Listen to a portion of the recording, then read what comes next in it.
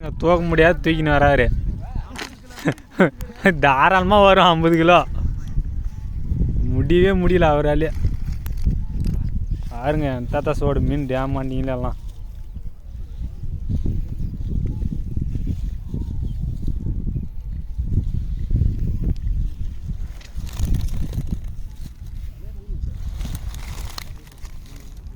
எல்லாம் போகிறான் சேல்ஸுக்கு தான், விற்கிறத எடுத்துன்னு போகிறாங்க.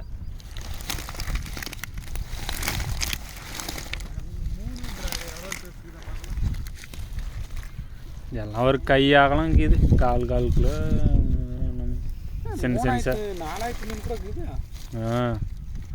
வலையும் விட்டுங்க எங்கே இப்போ இதுனா மார்க்கெட்டுக்கா? அதெல்லாம் அவரே சேல்ஸ், நம்மளுக்கே சேல்ஸ் தான். புடி போ. நான் இதில் உனக்கு பிடிக்காம அடுத்து பிடிக்க போகிறேன். நான் வந்து முள்ளு குத்துதுங்க, கைக்கு அடிச்சுன்னா இருக்கு. புடி அந்த சைடில் கையில் பிடிச்சிக்கா. அப்படி தூக்கியா பரவா செத்துருங்களா?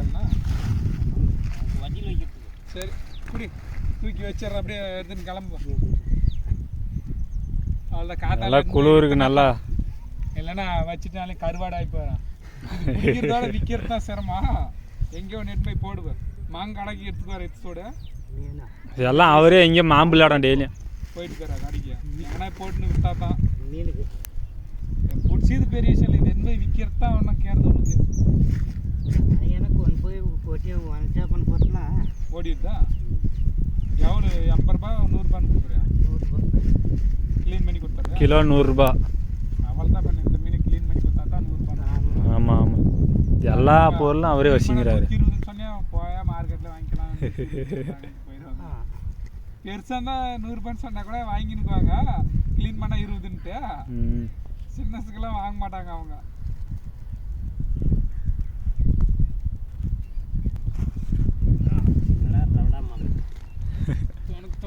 நீங்களாம் பிடிக்குங்களா? பாரு 2 பேர் வலை விட்றீங்களா மீனுக்கு? நீங்கள் 2 பேரும் வலை ஓட்டு வலை ஓட்டா பொழுதுக்கு விட்டாவே 3 கிலோ தான் மாடுது. அதிர்ஷ்டம் வேணும் தாத்தனாட்டம். ஆமாம், இன்னைக்கு தான் நான் வந்தா வந்து பார்த்துக்கிட்டே இவ்வளோ மீன் பிடிச்சிங்கிறாரு. நான் என்னைக்குமே மீனே பிடிச்சதே இல்லை. இதை தூக்கி போடு மேலே. பிடிச்சி மார்க்கெட்டுக்கு எடுத்து போய் விற்கணும்.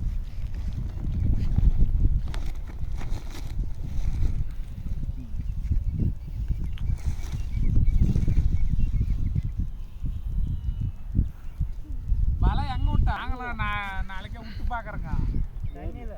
தண்ணியிலையா? அவர் காத்தா வந்து பிடிச்சிங்கிறாரு.